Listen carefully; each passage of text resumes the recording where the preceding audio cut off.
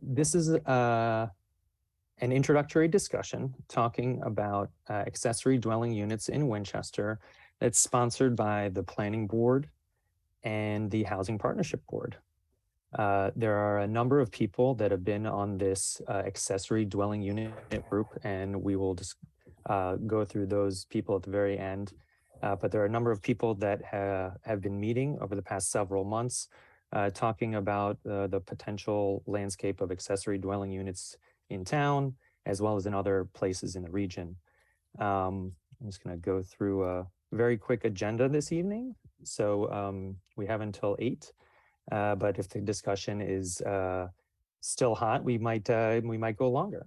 So we'll just give a small introduction by Planning Board members Diab, Jarius, and I Ching Scott. A brief history of the housing production plan and how that relates to accessory dwelling units by Select Board member Mike Betancourt.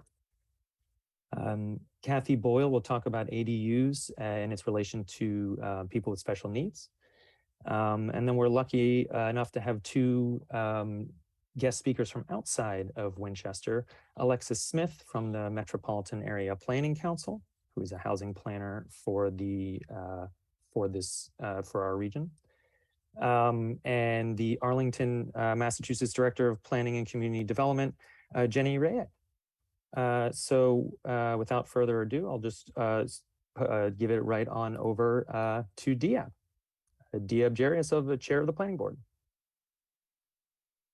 You are muted, Diab.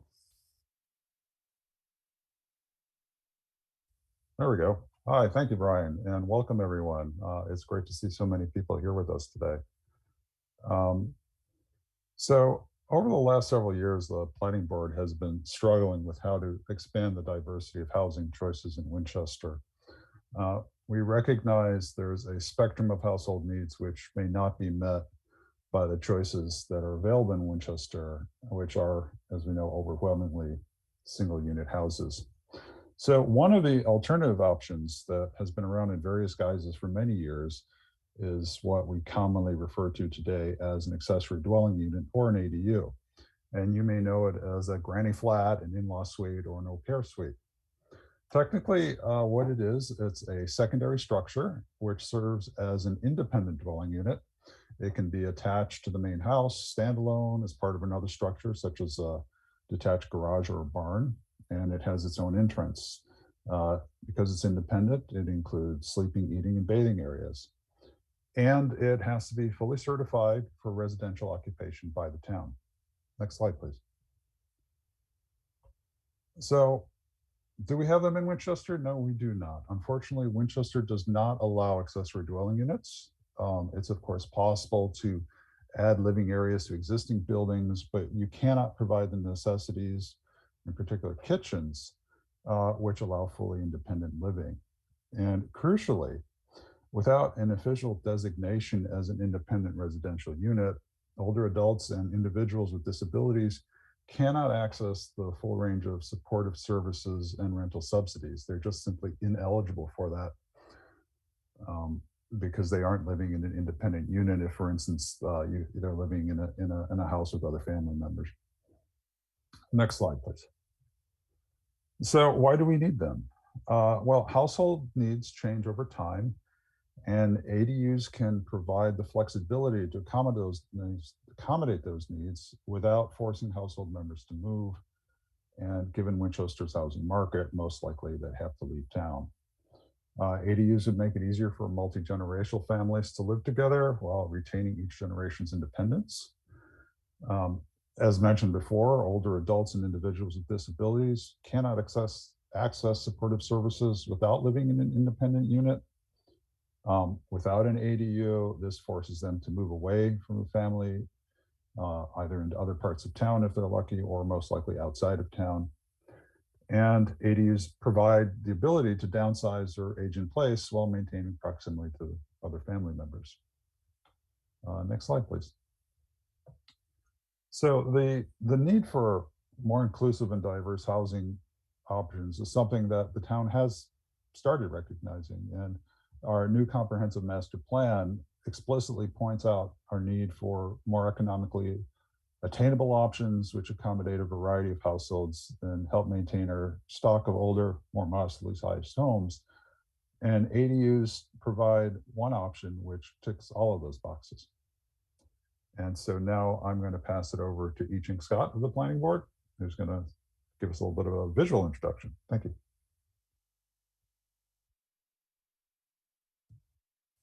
Hi, everyone. My name is I Ching Scott. I'm one of 5 members on the planning board. And my portion of the talk is really just to bolster Diab's points with some images and kind of give a sense of how familiar ADUs are. It's a very technical definition, but many of you have heard of it as an accessory apartment, in-law, outlaw, granny flat, nanny suite, carriage house. Essentially, it's one property with 2 units independently. It has a maximum square footage, and it meets community design standards, and it meets codes. So next slide, please.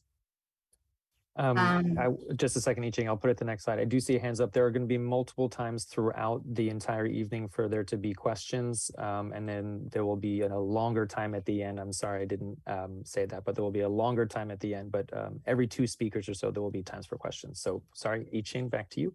No problem. The relationship to the main house is how some people define different ADUs. So there's a main house and an accessory house. So one way of describing it is an attached ADU. So it could be, the second unit could be in the basement, the attic, a side wing, bump out, or an addition. Or it could be a garage conversion. So what used to house automobiles or tools could now be converted into something that somebody could dwell in. And also it could be a standalone unit. So somewhere on the property, maybe an existing outhouse or outbuilding, an outbuilding, or a garage, or a whole new construction. So next I'm going to talk about precedents, just to give you guys a sense of how familiar this idea is. And it has existed throughout time for centuries in the US and throughout the world, but also within pop culture. And our first precedent is a former president, is Diab's pun that he wanted me to use. First of all, it's Monticello. Thomas Jefferson's first house on that property was a small, tiny home. It's a 2-room house. So the top floor here, this is a cutaway, the center picture where he dwelled as a bachelor, and then brought his wife Martha in there, and they had a child also. In the lower level is the kitchen. And so it is actually the primary house because it was the first house built. And it's still there on Monticello, an accessory to this main house there, and you can still visit it. And it's now called I think it's the South Wing or something like that, South Pavilion, 1770. Next, from literature is The Great Gatsby, from S. Scott Fitzgerald. There's a fictional narrator named Nick Carraway who was trying to write the great American novel, but he rented an arts and craft bungalow, which Fitzgerald described as a forgotten groundskeeper's cottage squeezed among the mansions of the newly rich, right next to J. Gatsby. And he rented it for $80 a month with waterfront, which is very fictional. This is fantasy, and hopefully on the third precedent, we're also talking about fantasy. It's the Handmaid's Tale. And it takes place in dystopian 21st century in the Republic of Gilead, which has many references to actually Cambridge, Mass. Here we have a stately mansion occupied by Commander Waterford and his wife, Serena Joy, and their driver, and I guess he's called also a guardian, lived above the garage here. And this garage, this house is anonymous, quiet, supportive, just like Nick. And it's what those strengths are some of the strengths that ADU proponents like to tout, which is that it hides in plain sight. It's infill housing. It's a low impact strategy for adding units. One more page, I promise you, and that's it. But we, one of the best uses of real estate in sitcom history is Full House. Newly widowed Danny Tanner needs help raising his 3 daughters. So his brother-in-law Jesse moves in upstairs, and his best friend Joy moves in downstairs. Upstairs, Uncle Jesse moves in, brings his wife Rebecca. They have twin sons, and they all live upstairs with a grand piano. And in the basement, a converted garage, actually, Uncle Joey upgrades from his alcove in the living room to a basement ADU.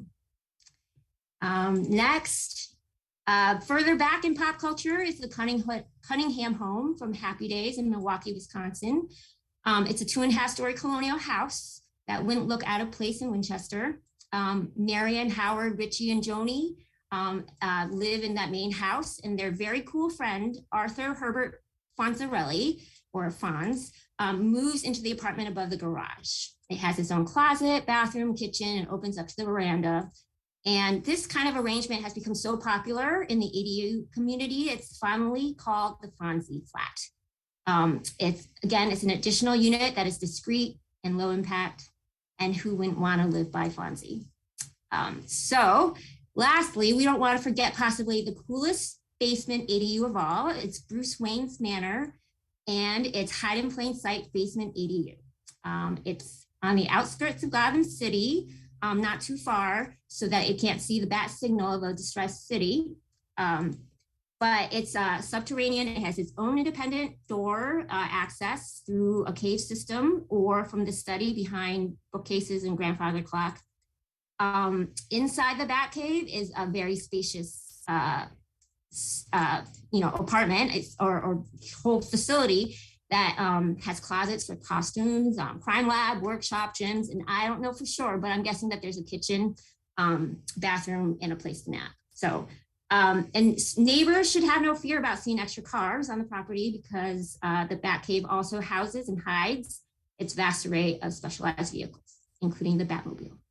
So I know it's kind of cheeky, but I just want to make a point about how familiar these things are and that they are low impact strategies for housing options. So switching gears, I want to talk about maybe a life cycle. And this was taken from somebody else who did this work. But if we start on the upper left, we can see that two units on one property could be used, say, for a four-person family unit, perhaps housing a niece or nephew who's just starting out. And then, over time, perhaps, grandparents who might want to downsize or right size or, age in place kind of situation or help out with the kids or whatever, an intergenerational living situation. And then over time, perhaps a child grows up, is a recent grad, needs to get started working in the city, but still living independently, or a child who's disabled, something that's independent, but still close enough to the main family unit. And then over time, perhaps the main family unit is empty nesting and needs a place to age in place, and therefore rents out the main unit to a young family. So this offers adaptability, flexibility, and acknowledging that households do change over time.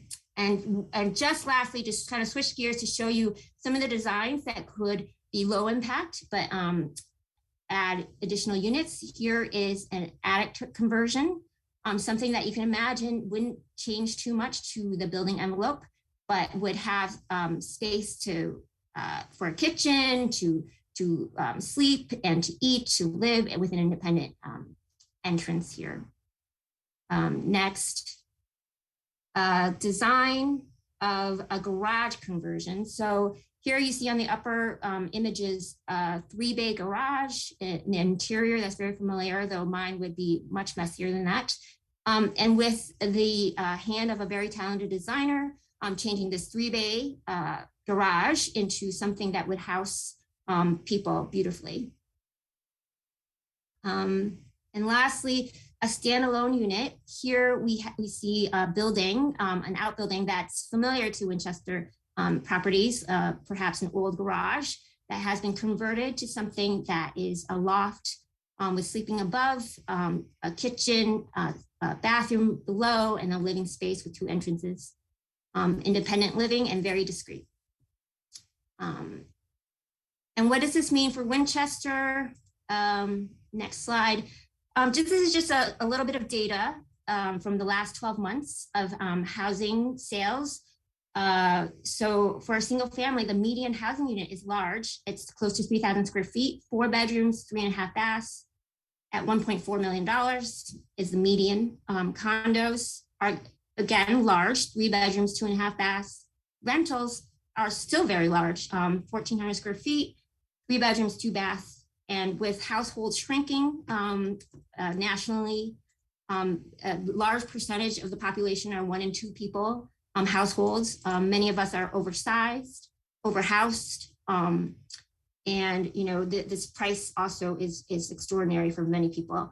And so hoping that ADUs would help to right size and also to bring down that housing price for everyone. So that's it for me. Thanks, I Ching. So I think if we had some time for some questions now, I'm going to stop the share. And if people wanted to raise their virtual hand, we can see how many people have any questions for Diab or I Ching on what they've talked about. Just so you know, there's going to be more of a regional perspective from Alexis Smith, and then a real life example in Arlington from Jenny Raitt, and then also talking about the needs for disabilities will be Kathy Boyle. So if you have questions related to those, they'll be a little bit later. I saw some hands, a flurry of hands, and then some hands went down. So maybe reassessing. So if that's the case, we would kind of, oh, thank you. John Serbier of the Housing Partnership Board. Why don't you go right ahead? What is the thinking for requiring independent access as opposed to being able to access an attic unit through either a back stairway or even the main stairway? Thank you. I'm trying to see who I would direct that question to. So either Diab or I Ching. I can answer maybe a little bit, but I know that you can get federal and state funding for disability grants and also some funding for construction, hopefully in the future. And that would make, I think some of the criteria might be that it would have to have an independent exit, possibly for safety and just for privacy. But code-wise, I don't totally know. I can't speak off the cuff there. But I would have to defer to someone who's knows more about the code or the requirements for what counts as an independent unit in terms of getting subsidies, rental subsidies, or supportive services. So maybe that's something that could come up later on. I'm not sure. That's a question we can write down and get back to you on.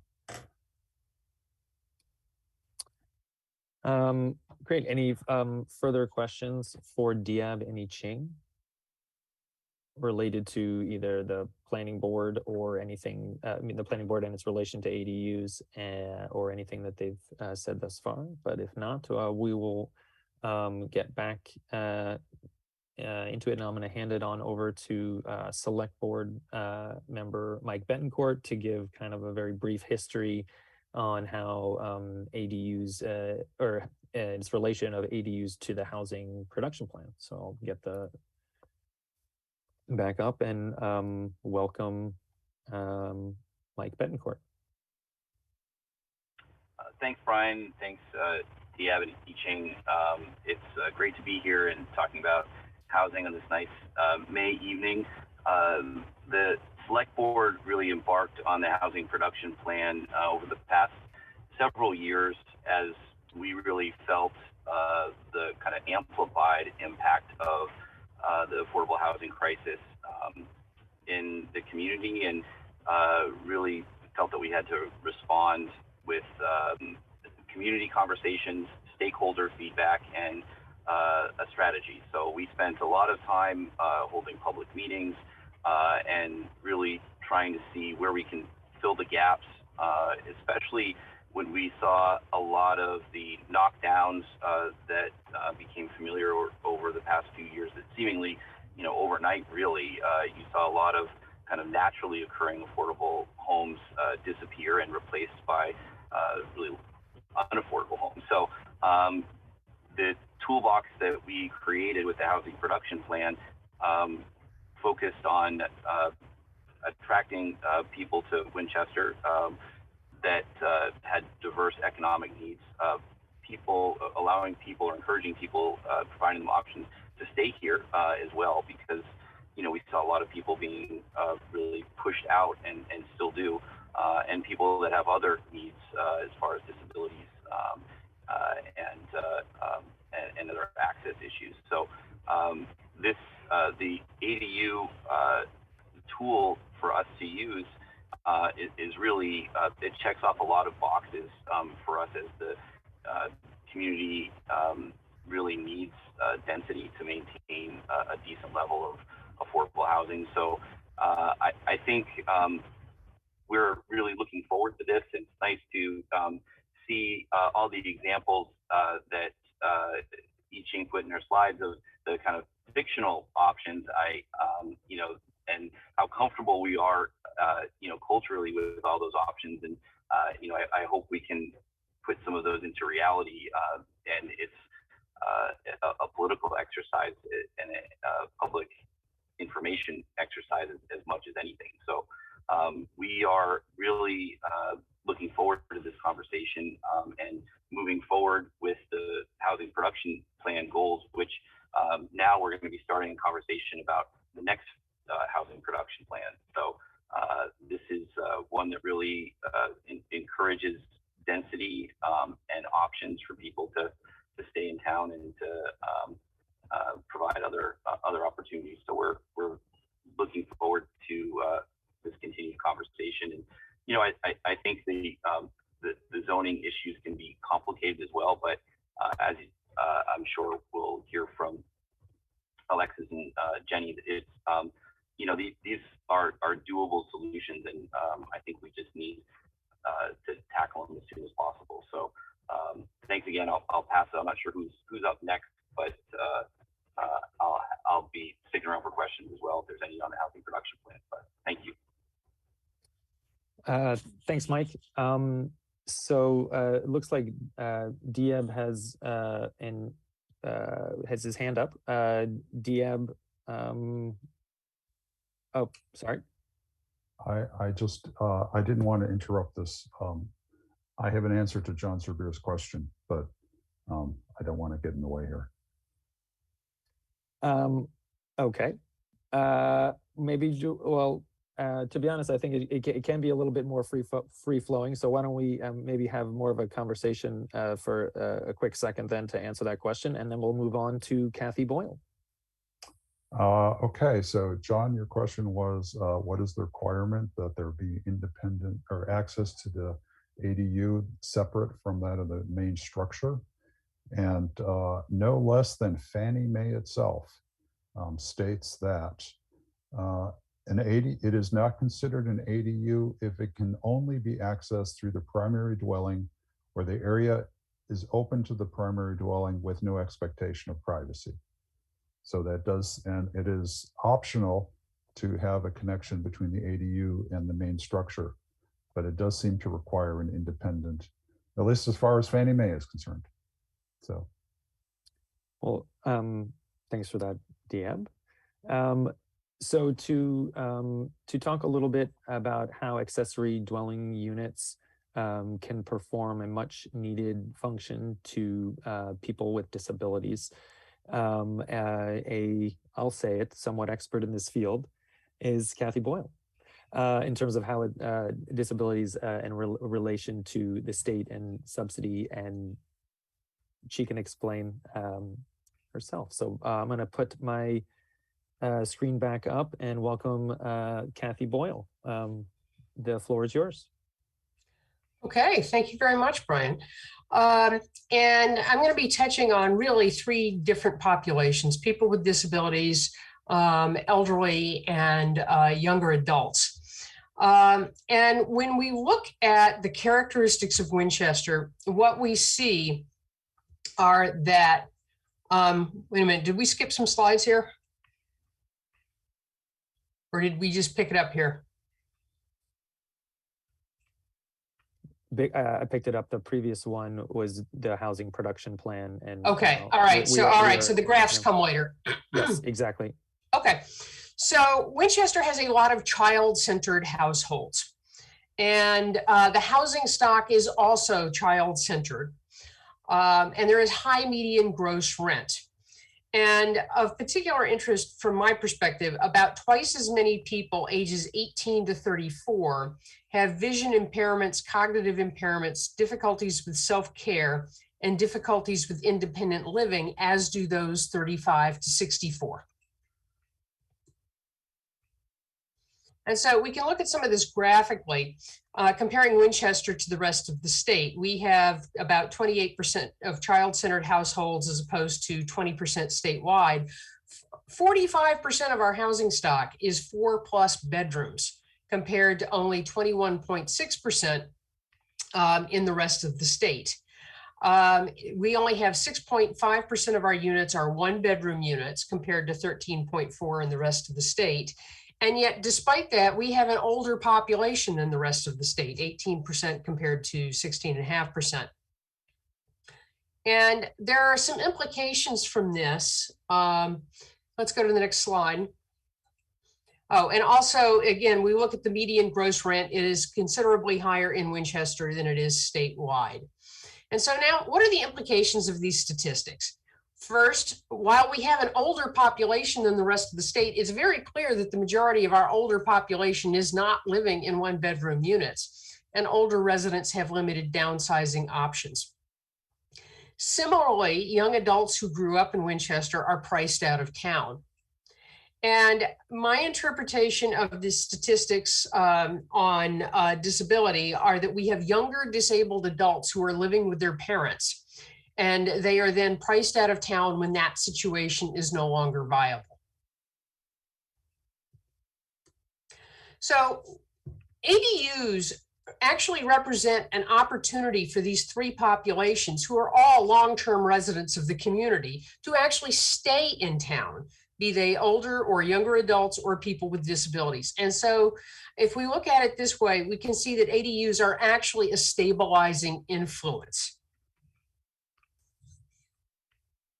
Older residents have an opportunity to downsize. They can create an accessible unit that allows them to age in place. It allows them to create a housing option for their children in the main house who might not otherwise be able to afford to stay in town. And they can avoid a congregate care environment, which COVID has taught us can be dangerous. Young adults have an opportunity to remain in the town where they grew up and may continue to work. This group can include teachers, nurses, firefighters, etc., and it allows them to stay close to their aging parents while having a degree of separation.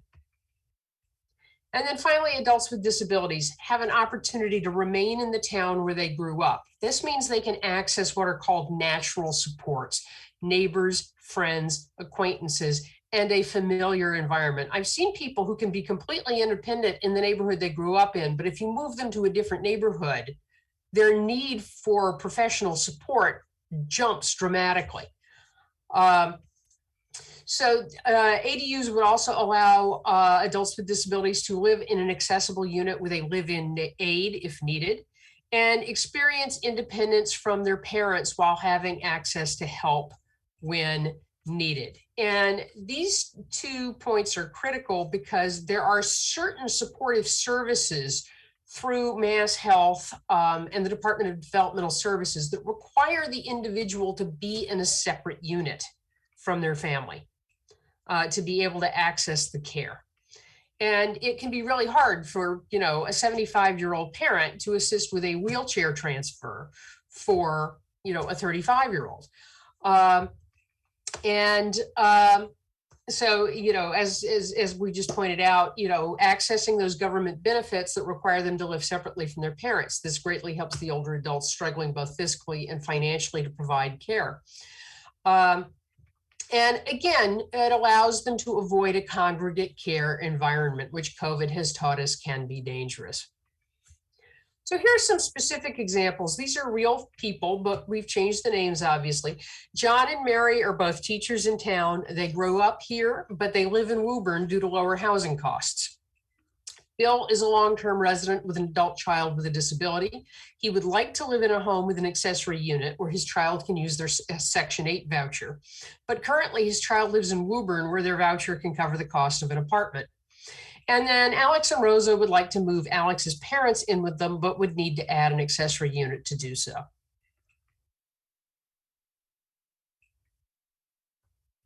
So those are all the slides that we have at the moment for Kathy, and so now that we were going to take another small kind of break here, if people had questions for Mike Betancourt related to the select board, or Kathy Boyle on her expertise in disability. Felicity Tuttle, go right ahead. You. Yep, why don't you unmute yourself? Sorry. So Kathy, we've primarily been talking about parents, but it's also occurring to me that if there is an adult non-disabled sibling with a family who might be able to add a unit for their disabled sibling, they would also, depending on our own definition of family in the ADU situation, it would seem that that could cover that as well. So even though we're talking in general about parents, it also could be someone who was perhaps a sibling or, unusually a niece or nephew. Absolutely. I knew a family a few years ago where the gentleman in question had lived with his mother in a nearby town until she died. And he had no place to go except his sister's house in Winchester. They did not have enough space, and he was literally sleeping on the pullout. And the mother had never registered this gentleman with appropriate state services. And the sibling was looking at a minimum of a year to even get her brother qualified. And because her brother was not somebody who needed 24/7 care, even once he was qualified, the state would not provide him with housing.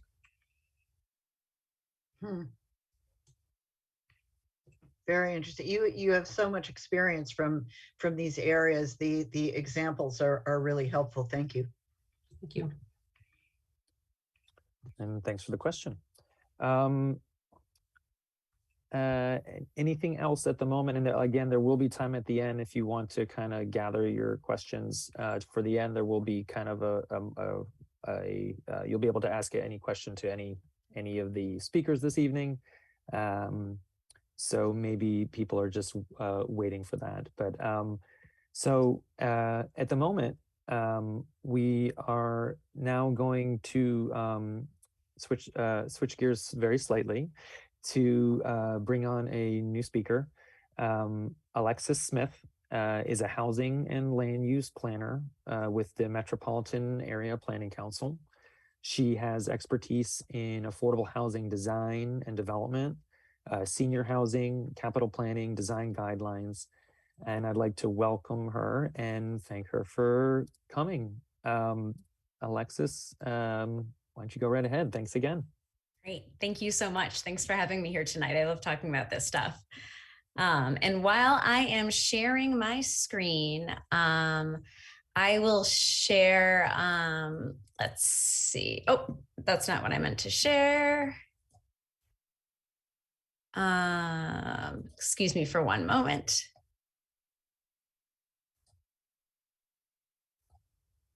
Let's see. Oh, that is.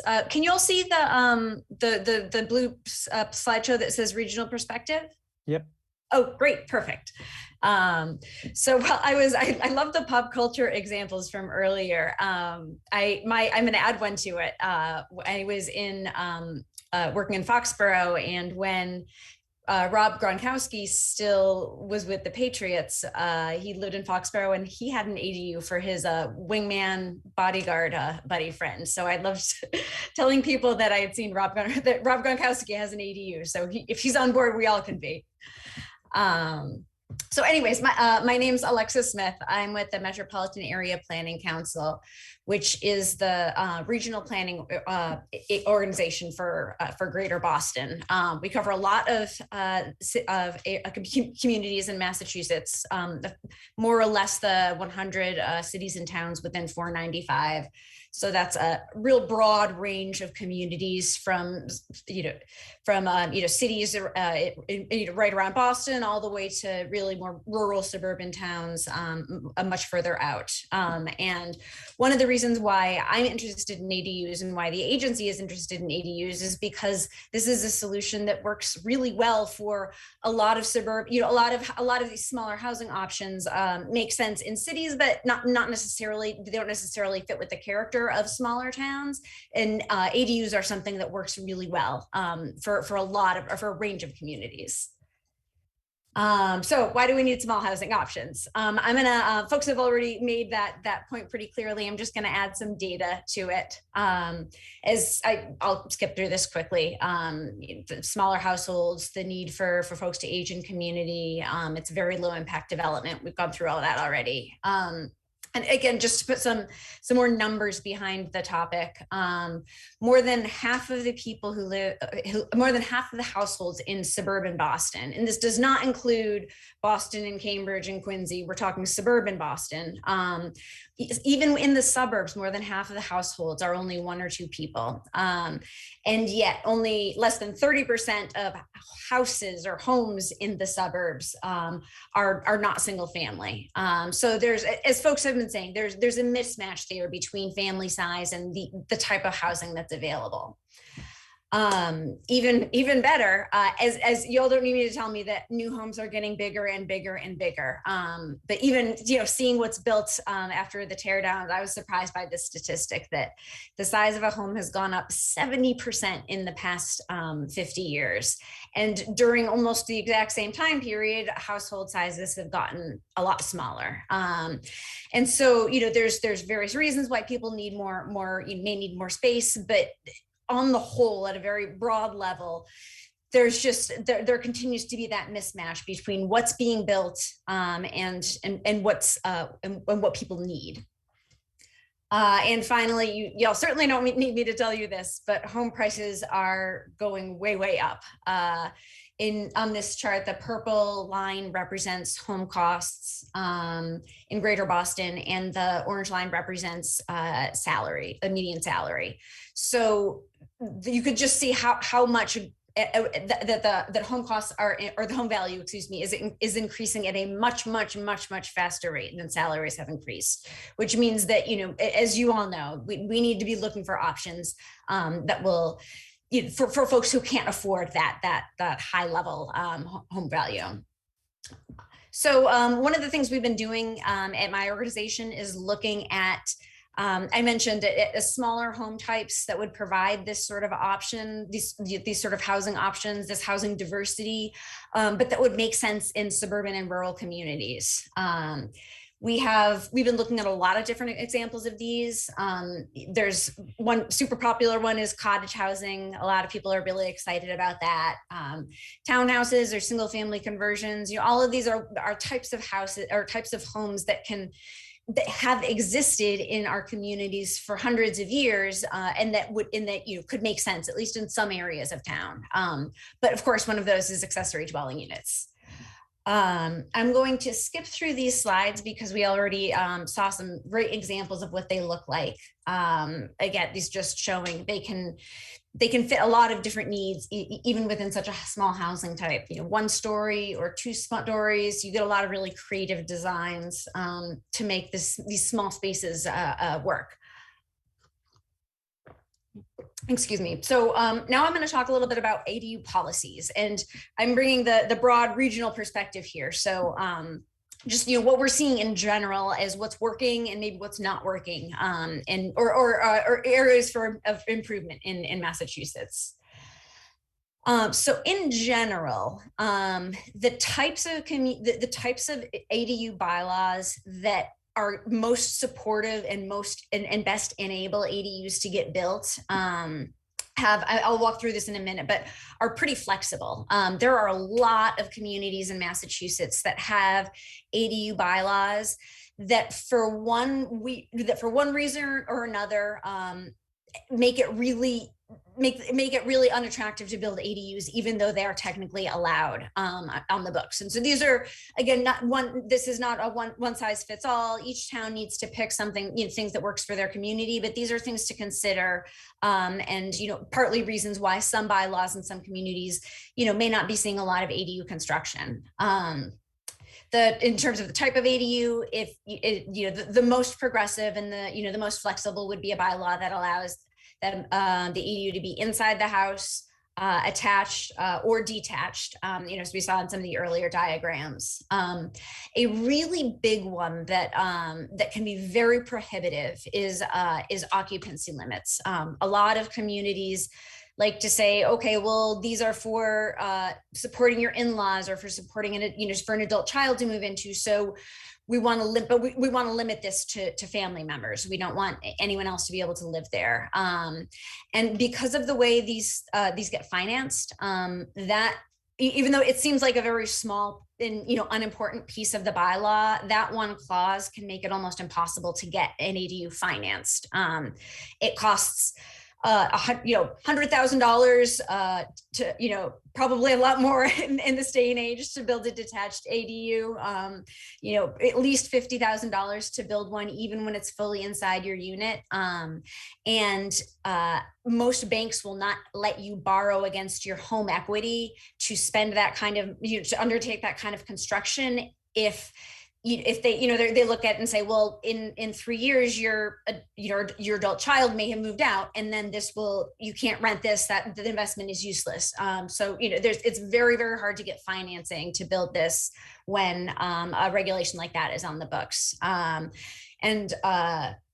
Excuse me. And then the second piece is limitations on short-term rentals. I know I personally have stayed in Airbnbs that are ADUs and would probably be better, being used as an affordable home for somebody in the community. So we like to encourage communities to put some safeguards in place to make sure that these are not going to be rented out to short-term renters.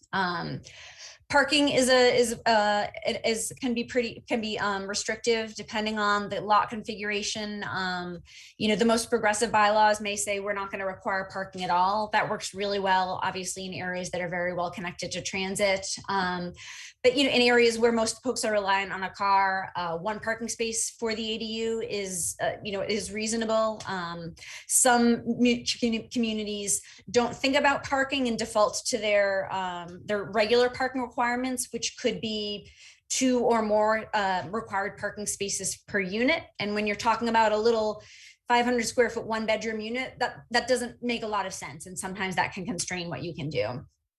The way it's permitting is important. The bylaws that best facilitate ADUs allow at least some types by right. There are a few different municipalities that say, all right, if you want to build a detached ADU, then that requires a special permit. But if it's going to be fully within in the basement or the attic, fully within the existing structure, then that's by right. And again, when you're talking about a homeowner who, I always think of, like, if my mom was going to try to get something permitted, like it would just be absolutely overwhelming for her to try to maneuver the permitting and the special permitting process, and go through the months and months to get something approved. You know, if these aren't, I think the point is that these aren't developers who are very savvy and who have pulled dozens of permits before. Generally, the folks who are building these are homeowners who have probably never pulled a building permit. And so just making the process more accessible for them is really important. And another piece is a lot of municipalities only the permit is associated with the homeowner. And so when that owner sells their house, the ADU is no longer legal. That gets back to the financing piece again. No bank will offer you financing or offer you a home equity loan against an ADU if when you sell that home, all of a sudden the value of that ADU is zero. So there's a lot of factors that play into this. The other things to consider are flexibility in terms of size and setbacks, and you know, there's most municipalities have some sort of controls to make sure that these are appropriately sized and also appropriately designed, so that they fit in, make sense with the community, and with the built character of the community. Some barriers that we've seen kind of on a broad level, town officials can be hesitant because it's something new and that's difficult to process. A lot of times town water and sewer regulations can be something that, you know, it takes some creativity. Certainly it's doable, but it takes will on the part of the town to figure out how to address that. Sometimes I'll get into this in a moment, but the question of affordability can be a sticking point for some folks in town who are creating the regulations. And for the second side says town, or the second one says town officials, but it should be homeowners. There's some really big barriers for homeowners. The first two being the zoning bylaws and the permitting fees. I don't know if you all have ever opened up a zoning bylaw, but it is very, very difficult to read and digest, even for me, and that's my job. So it can be really daunting for a regular old homeowner. I've already talked about the construction costs and the ability to get financing. These things are not cheap to build, and most people don't have $100,000 in cash that they can use to build these. For older residents who may be looking at this is a way to, you know, have some live-in support. There's, you know, property taxes are also a concern. The good news is that a lot of the community concerns in this last pile or bucket, a lot of the things you hear when people talk about new housing aren't really applicable to ADUs, which is fantastic. A lot of times people are worried, you know, people worry about traffic, but we're really just talking one new unit on a house where, you know, it may already have been the adult child living there. That the traffic impacts are going to be very small. School enrollment is also typically not an issue for ADUs because they're small units and they're not family sized. They're housing only one or two people. Neighborhood character and scale of development, ADUs have been part of our towns for centuries, and there are ways that planning boards can offer guidance to make sure that they're designed consistently. So just a moment about affordability. Excuse me. I generally think of affordability in kind of two categories. The first is naturally occurring affordable housing, which some folks have already mentioned. That is just regular old housing that you'd find on Craigslist or on Zillow or wherever you find housing that just happens to be more affordable than most other homes. Usually because it's smaller or because it's older or because it's in a less desirable location. This is very important because there's a range of incomes and folks need housing at these price points. The flip side of these is that they're not legally binding or income restricted. So the price can increase over time. And they also don't count towards the state's subsidized housing inventory, which is a state measurement of how much affordable housing exists in a community. Most ADUs fall within this category. The second category, deed restricted homes, are almost always created either through public funding or through public policy. And the key pieces here are that the rent is legally required to be at a certain point that's affordable for low-income residents, and the people who live there are legally required to not earn more than a certain amount. And these are obviously this type of housing is kind of the gold standard, but it requires a lot of subsidy to build. And there's so much more need than there are resources that towns really need to have both of these two to start to address housing need and provide the diverse options. So just a couple of quick things. Again, most ADUs are in this naturally occurring category, but a couple of municipalities have taken some creative steps to think about ways that they could offer deeper affordability, if that is something that that Winchester is interested in. Salem took the approach of not requiring that tenants or the residents of the ADU earn a certain amount, but just simply saying that will only permit this ADU if you charge a certain affordable rent. And that was, I think that's actually a really nice hybrid approach, because it means that the homeowner they can still choose their tenant, but it guarantees that this new housing that's coming into the market is being offered at a lower price point, which is one of the benefits of having of these smaller ADUs. Lincoln went a different route, and they do require, or they have a program that does allow that it supports the construction of deed restricted units, which again means that the occupant has to earn below a certain income level and the homeowner cannot charge more than a certain rent. So that is guaranteed to be affordable in perpetuity. But the downside is that it's a lot of administration and it's a lot of extra legwork and paperwork for the homeowner. So not a lot of folks in Lincoln have taken advantage of this yet. But all that is to say that if affordability is one of the driving forces that Winchester is interested in, first of all, just simply providing smaller homes that at a size that don't exist in most places in town, that alone is really, really important. And if the town is interested in pushing the affordability envelope further, then municipalities are starting to get creative in how they address that. And we can talk continue to talk much more towards the end of the evening. So thanks. Alexis, thank you. That was extremely comprehensive. We had the bird's eye view as well as some of the macro views on a lot of the issues, concerns, and benefits of accessory dwelling units in the Boston metro region. So yes, if you do have questions, please hold off on those for Alexis until the end. The hope was that we'd have at least 15 or 20 minutes of a free-flowing conversation toward the end. But like I said, if people still have questions and people want to keep asking, we can go a little bit past 8 o'clock. But for the moment, I am going to actually turn it over to Jenny Raitt, who is the Director of Planning and Community Development, as our neighbor in Arlington, Massachusetts, where they relatively recently adopted an ADU bylaw. Jenny's a housing and land use planner and has worked in this space for nearly 20 years.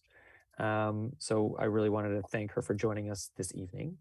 And I will be turning it over to Jennifer. There you are. Yeah, thank so you. oh, I see you need a co-hosting. No, I don't have any PowerPoint. All right. I'm not Great. PowerPointing tonight. Sorry. Great. You'll just have to listen. Wonderful. Well, thank you again for coming, and the floor is yours. Thank you. Thank you, Brian. I'm Jenny Raitt. I'm the Director of Planning and Community Development for Arlington.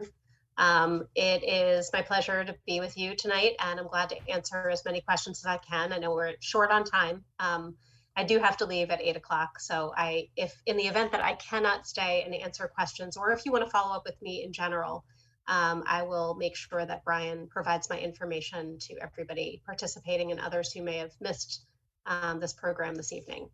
So I thought I would just give a brief background of the creation of accessory dwelling units in Arlington and a little bit of sort of the effort to bring them into the zoning bylaw in Arlington, and then of course what we have today. So in Arlington, the town has been working towards affordable housing and housing creation goals for many decades. Most of that effort has been housed in my department, which is of course part of the town, and also in collaboration with the Housing Corporation of Arlington, which is our community development corporation that's based in Arlington, and then occasionally working with the Arlington Housing Authority as well. But they have a limit in terms of how much new housing they tend to bring online. But together, all three of these entities have worked towards affordable housing goals and housing goals for many years. Accessory dwelling units had been discussed previously, maybe 2 separate times. There had been a proposal on a warrant that came to town meeting, and unfortunately, both of those times was unsuccessful in terms of being adopted by town meeting. And I think at that time, it was sort of the community was maybe conceptually and philosophically aligned with the idea of accessory dwelling units, but they were still talking about it in the sort of, as Alexis described, maybe a more limited fashion. And even as they tried to kind of expand it a little bit more, they didn't have a lot of information about it. And I think that led to it being somewhat unsuccessful. It wasn't essentially well studied and well understood. There maybe had not been as many examples provided. And ultimately, the 2 prior times, which basically predate 2012, were unfortunately unsuccessful. So in 2019, the town actually had been working with MAPC on a broader housing project that was much more about bringing new growth to our primary transportation corridors in Arlington. And it was a whole entire separate effort that was happening, but simultaneous with that, because at that point we had actually adopted a housing production plan that was in 2016. So fast forward a few years to 2019, and at that point we were working with MAPC, which included Alexis, on the study to find a way to bring more growth, which is what our master plan says, as well as our housing production plan, to our main corridor, as in like Massachusetts Avenue and Broadway, which is where our higher density residential districts, which allow for multifamily housing, and our business districts are located. And we thought that at the time in 2019, that it might be interesting to also reintroduce the accessory dwelling unit bylaw. And that year we proposed that it would be a special permit use only allowed in single family homes in our very low density single family zoning districts, which is R0 and R1 for, I don't know how that aligns with Winchester's zoning, but basically only single family homes are allowed in those zoning districts. So we thought that would be a good sort of counterbalance to the other proposal, which would allow and encourage more growth along the corridors. Well, the corridor growth proposal was not going to go anywhere at town meeting. And so we ended up retracting, and our planning board, which is called the Arlington Redevelopment Board, changed their vote to a no action vote recommendation to town meeting. So we didn't ever proceed with those proposals for higher growth along the corridors, but we went ahead with the accessory dwelling unit proposal. And so that town meeting in 2019, we missed it by 9 votes, 9 sad little votes in order to achieve that 2/3 majority that you need at town meeting. This is of course 2019. So in 2019, you had to have 2/3 vote to make it happen, and we were short 9 votes, so therefore we failed. And some people who never wanted to see accessory dwelling units ever come back again thought that it was sort of like an omen, and we should never talk about accessory dwelling units again. But the little engine that could and things like that. We came back and we found a different way to bring back the idea of accessory dwelling units. But it actually wasn't led by the town. And that was the best part of it. It was led by residents who had started to kind of learn and understand and process why accessory dwelling units were so important in the community and how they could get engaged in a process with our redevelopment board, sort of a collaborative process, but not with the plan, my department or the redevelopment board leading, but rather led by residents.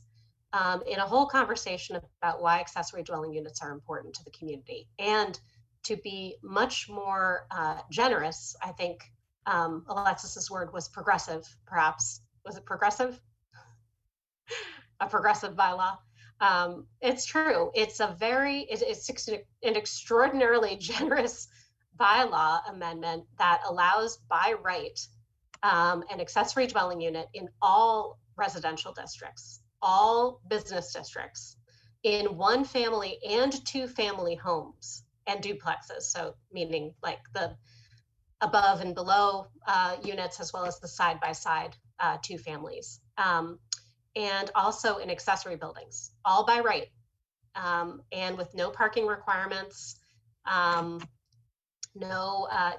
There's a preliminary requirement for owner occupancy, or the owner has to file, but there is not any sort of certification or anything of that nature.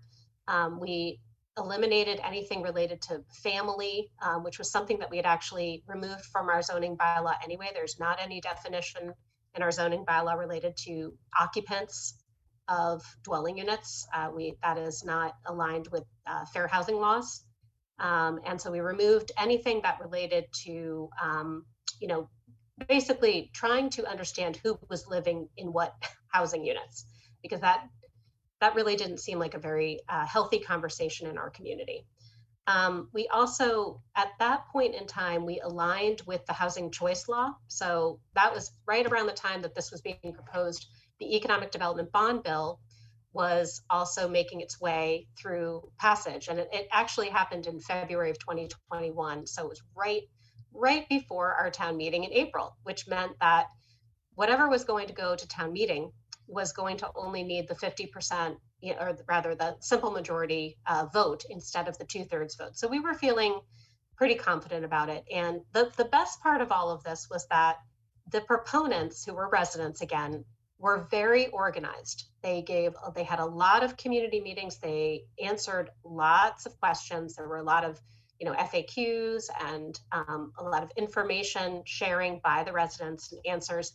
And we made sure that at the town level, we were very aligned so that we could make sure we were, saying the same things. We were, supporting and facilitating, but not leading. There was also a group that formed really as a result of the growth-oriented articles along the corridor. There was a group that was forming called Equitable Arlington.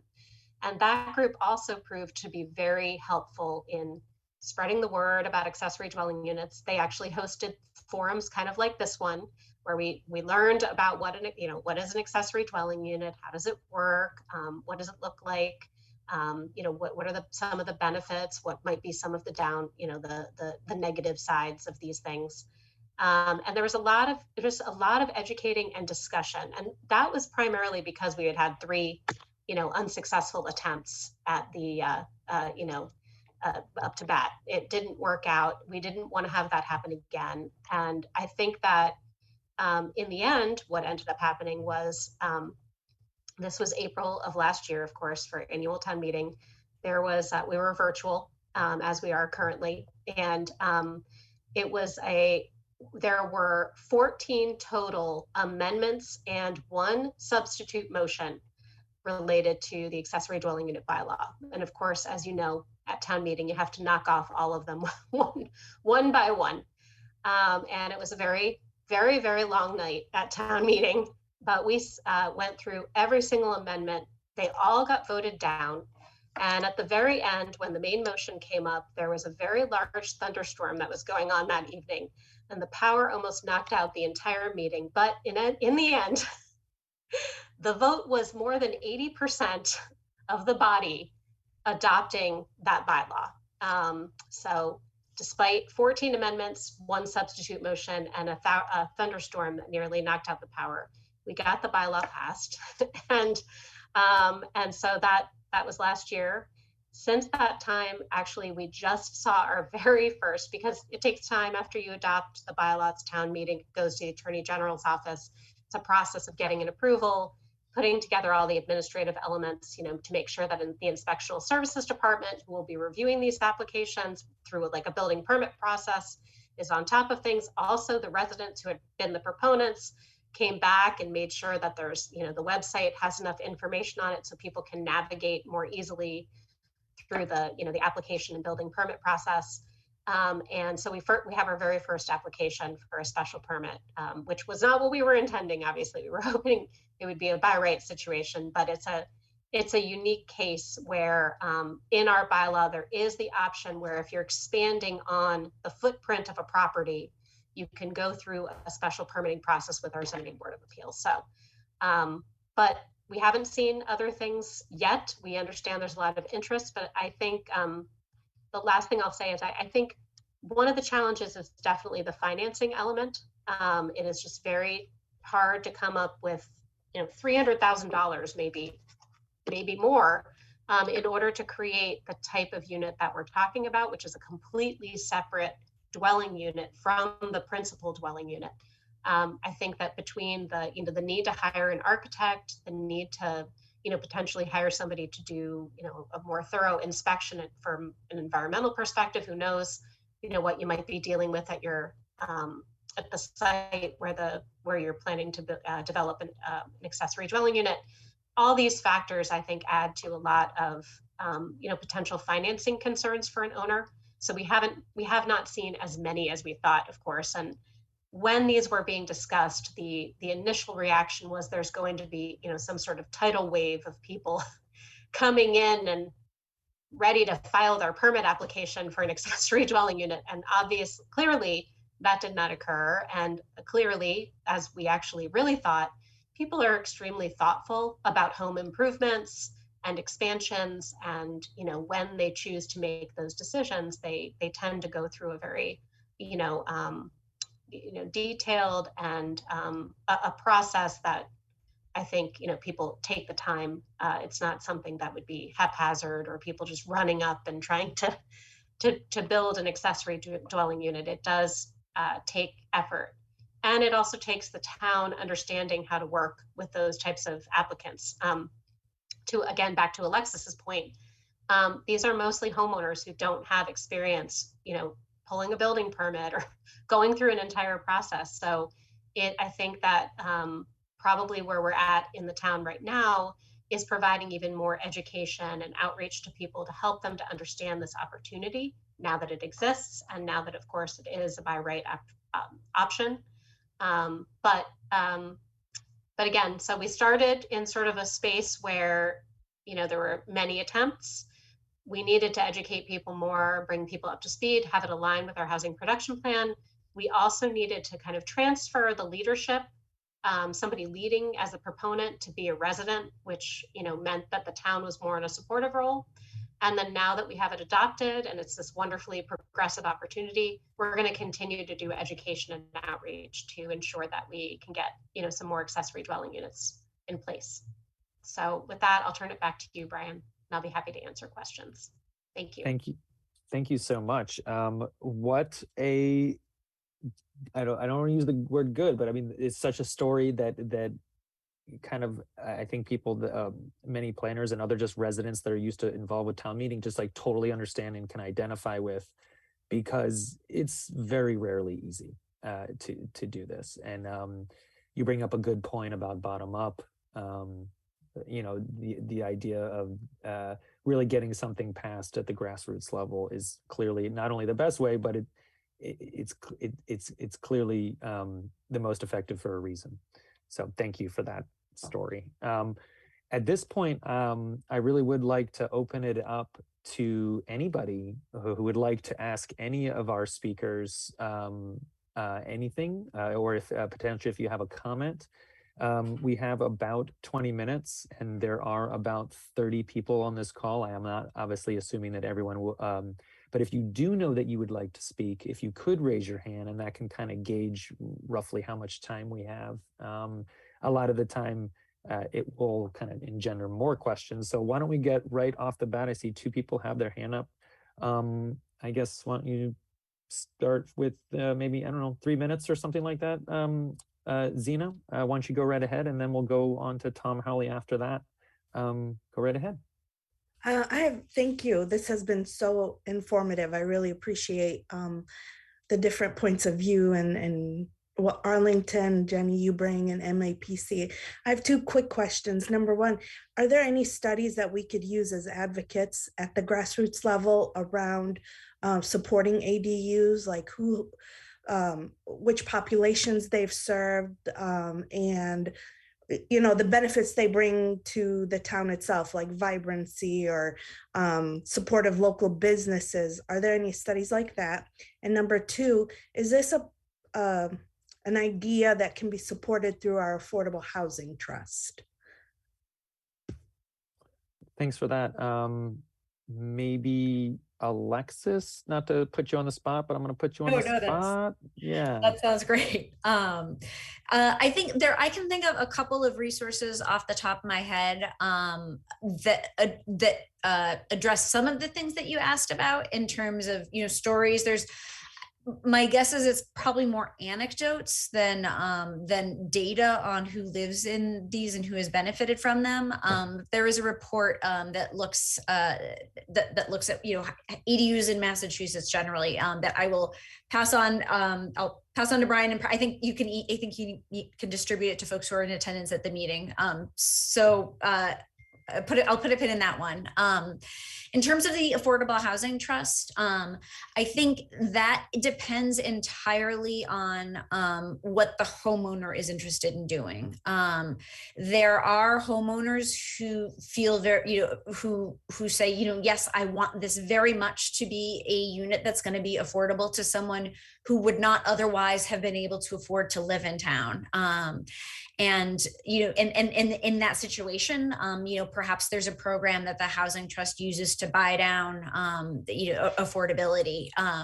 It would be a fair amount of work for a one-off, but it's not impossible. I think the key thing here is that the homeowner has to be willing and interested, because obviously the trust can't force a homeowner to do anything that they're not interested in doing. I'm aware of there's a couple of successful programs where that's happened. Well, honest, Lincoln is one. It's not through the trust, but if a Lincoln homeowner built an ADU and rents it to a low-income resident, then they get property tax relief. Some of the other examples I can think of are not in this area, and I know it's anathema to mention a big city, but I know I'm certainly not comparing Winchester to LA, but LA has had a very, very successful program that offers funding to homeowners who then agree to rent their ADU to someone who's low income or to someone who has a Section 8 voucher. So the short answer is it's a lot of work, and it requires a willing and eager homeowner to cooperate with, but I believe it could be doable. Brian. Sorry. Yeah, Zena, do you have a follow-up?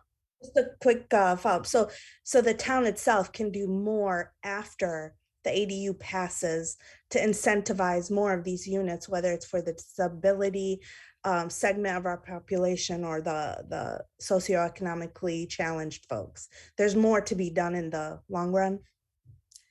I think Jenny can probably speak to that, but I think, passing the bylaw is the very first step, but then there's a lot of things that towns can do to encourage encourage them. Thank you. Tom, or Jenny, did you want to expand on that? Yeah. Yeah. Well, I think one of the best resources is actually through AARP. They have just really wonderful online resources. They have a whole guidebook about ADUs and what they look like. They also have, they've been updating their website pretty consistently with follow-up stories that, provide those sort of, anecdotes or testimonials, I guess would be the way to phrase it, that you could probably find useful. They also have model policies, both state policy and local policy on their site. And they have a tremendous policy team at the national level of AARP. So if they are very receptive to people reaching out to them, in my own experience, and are also even willing to occasionally be on the, speaking tour. So, if that was something you wanted to kind of bring back to Winchester, that might be something to think about. The trust, when you said the word support, I was thinking as an advocate, we support this. You meant financially. Yeah, okay. Yeah. I think Alexis already answered that then. Of course, if it's tied to affordability or restriction or, with a trust, depending upon how your trust is designed, it could be above 80% potentially to provide a little bit of assistance, perhaps 80 to 120% AMI. So there could be the design of some interesting programs that way. The other one that we didn't mention is Barnstable has for a very long time had an affordable, not necessarily tied to subsidized housing, but an affordability component in their accessory dwelling unit bylaw, sort of like a model bylaw. They're an entitlement community, which means that they receive federal community development funds, which is not something that you have in Winchester necessarily, but it's still a good model. So don't be put off by the fact that they're adapting that program related to a specific federal program. It's still a good model to at least explore if that's something, the trust is, considering exploring. Thank you for that thorough answer. Tom Howley, go right ahead. Yeah, thanks, Brian. First of all, Jennifer, I have to say that as there are a number of veterans of town meeting on this call, and I think you brought some kind of flashback, post-traumatic stress situation. It was actually a riveting story, and it's so familiar. And I think that for people who are interested in this, we need to prepare ourselves that it may take more than, kind of one bite at the apple to see this through. But I'm chair of the Council on Aging in town. And to Zena's, one of her questions about who are the constituencies that in fact might collaborate and lead together on this, I think many older residents in town could be among those people.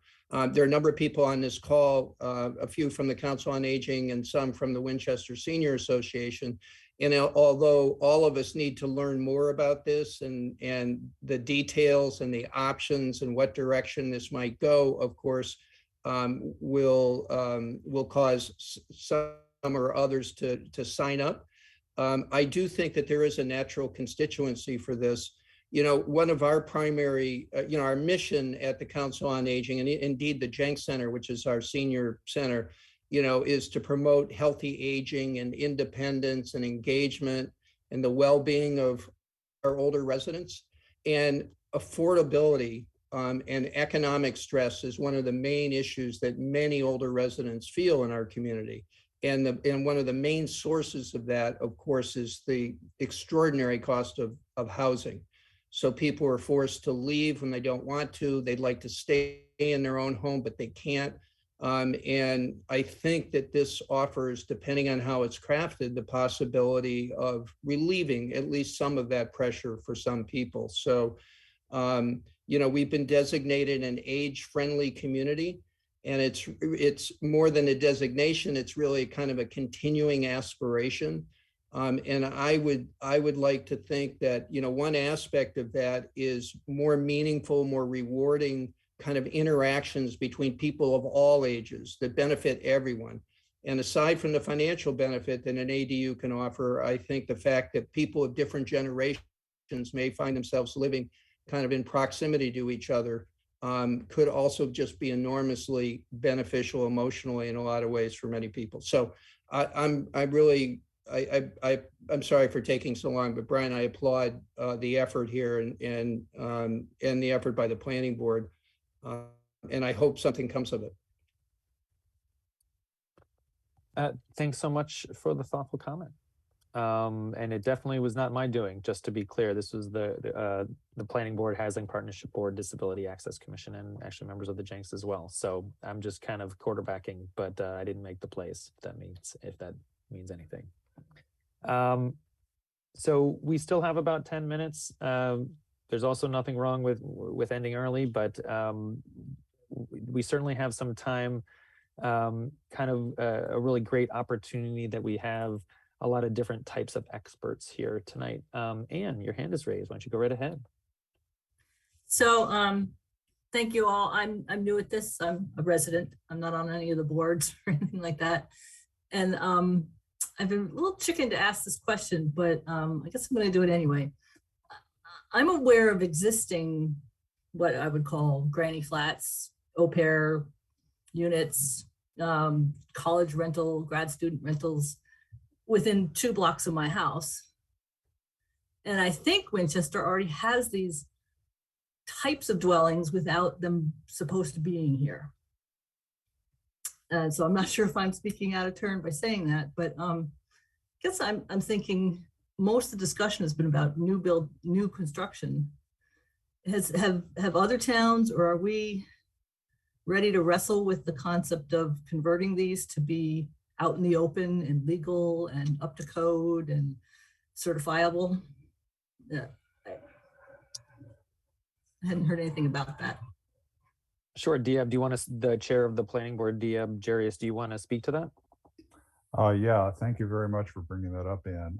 I think that is, I agree, there are certainly informal arrangements. And if the town made it possible to legally do that, I think we would see people wanting to do that. Because again, if you are able to classify it as an independent, your property values will go up, and it would, I mean, I think the key thing is that we need to get this so that those are legal, so that people who want to use them can avail themselves of financing or other things. So I know that there has been, I know the building department has struggled with the definition of what, whether or not 2 kitchens are allowed in a building.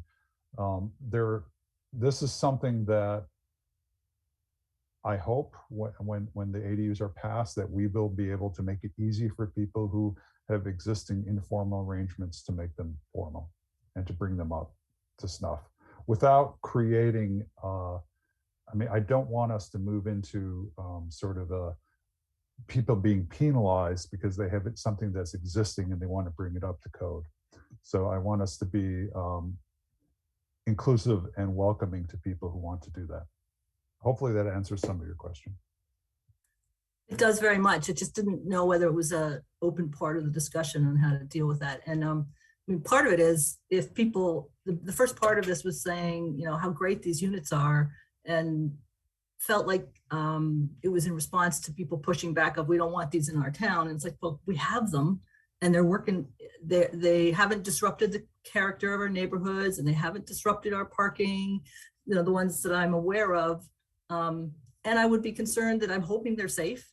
We'd rather know that they're safe and they're up to code and they're well done. And if they can also count as affordable housing because we put them in a deed restricted way, that would be even greater. Just curious. Yeah, well, I know that in the past, when the planning board has discussed it, I have been on the board, I guess it's my 6th year or something like that. We have heard people pushing back, and they are saying things like traffic, increased crime. I mean, there are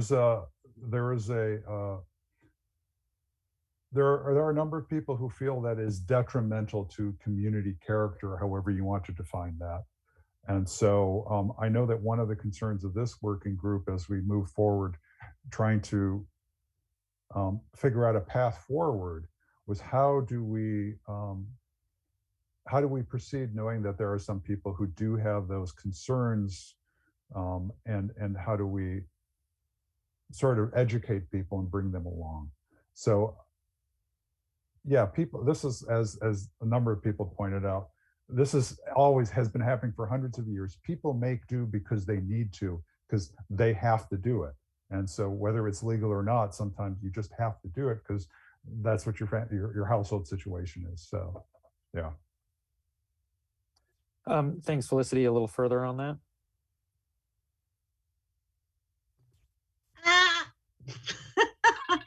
I just lost my entire, Brian better passed on me. I disappeared. Well, we can still see you. Oh, and hear you. Oh, okay. Well, then I can't see anybody. I thought Ann brought up a really good comment, which we hadn't touched on, with the panelists. And so I think it really is one other avenue that would be wise for us to consider as we move forward on this process, is how can we conceptualize the zoning for the new build situation, whatever it is, within the building or detached, and how do we create a similarly formalized process for these so-called, illegal under the covers ones that are in existence, to both make them legal and be sure that they are as safe and up to code as others. And maybe that would mean that there would have to be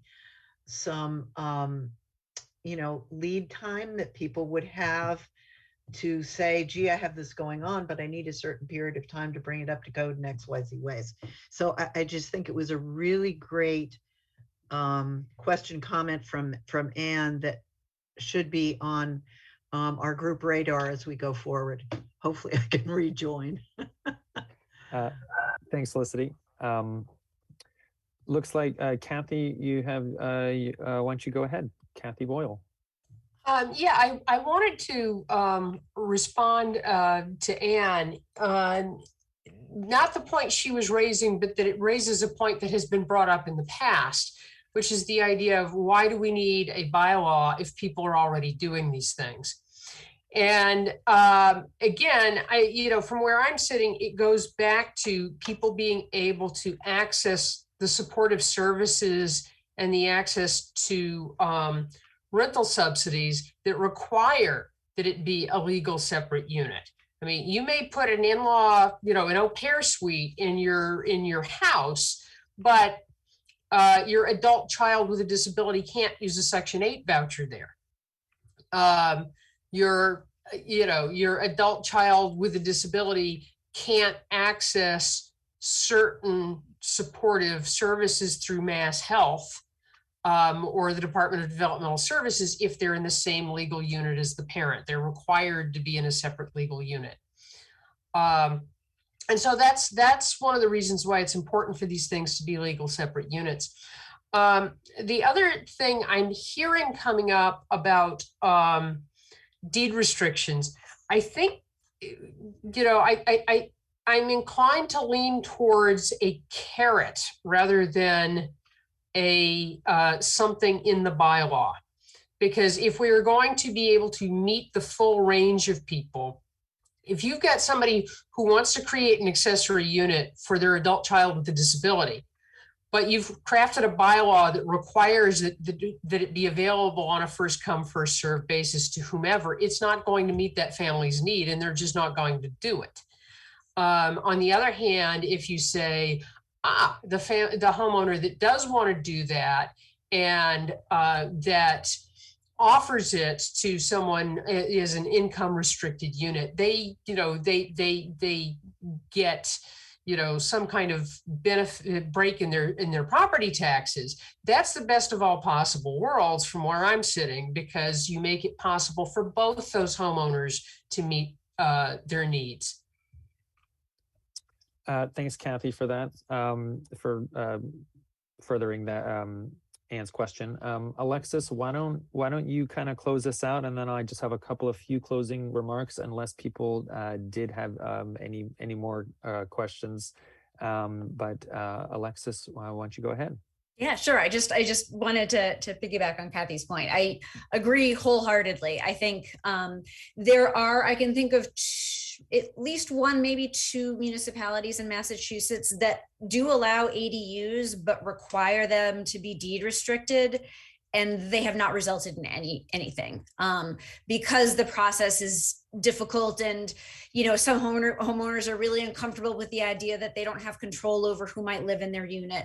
So I would not recommend only saying these have to be deed restricted. But I think Kathy's approach is saying enabling it for people who want it for their family, or to earn some extra income, whatever the case may be. Just enabling them physically is the first step, and then if the town wants to layer on affordability on top of that, then that's a great way to go. As you said, best of both worlds, but I would definitely not advocate for a deed restriction requirement, just because it can be really onerous. And if based on the examples we have, no one's really taken advantage of it. So I say the more flexibility and the more you can meet multiple needs, the better you are. And that's the great thing about ADUs, is they can meet multiple needs. Great, thank you so much. And that does seem to be the mantra of most housing experts, is the flexibility of the bylaw, not to have, basically to try to have as few restrictions as possible while still being able to pass. So this was our first forum. We plan to have more. We have not determined when a lot of those are, so I'm going to bring up a screen for you. So I wanted to thank everybody for joining us this evening, especially our speakers from out of Winchester, Alexis and Jenny. So thank you so much. The ADU working group. So this is the people behind this event, as well as trying to get accessory dwelling units just as a topic of conversation in town. Our members, Sally Dale, I Ching Scott, Felicity Tuttle, Kathy Boyle, Lisa Matrandola, myself, Philip Belts, and Diab Jarius. So I wanted to let everyone know that I'm going to be starting an ADU mailing list to be able to keep in contact with everybody on when our next event is going to be, or we heard from a number of different possibilities of different FAQs and other reports or articles, just to kind of keep, for us to keep a line going to you. So if you could send an email to me, Brian Zakelli, which is bzakelli@winchester.us, and just let me know that you'd like to get on the ADU mailing list, and we will be sending out regular correspondence about when our next meeting is going to be and other interesting facts. So this is being recorded by WinCam. So I believe we are going to be able to put this up online for those who weren't able to, were not able to join us this evening. But again, please email me if you'd like to be on the list. And I just would like to say a final thank you to everyone who came. I really appreciate it. I think we had a really nice turnout. So thanks to everyone, especially our presenters.